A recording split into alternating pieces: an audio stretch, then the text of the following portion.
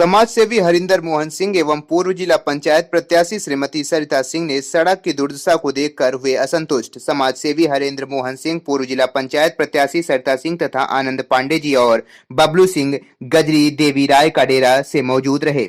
शिवपुर दियारी नंबरी गरीबा राय के डेरा दिमागी चट्टी में गजरी को जोड़ने वाला रोड और अस्थायी निर्माण के बाद हम लोग देखने गए। जिला ब्यूरो चीफ अजय कुमार उपाध्याय की रिपोर्ट चाणक्य की आवाज के लिए। बने रहें चाणक्य की आवाज पर अगली खबर के लिए।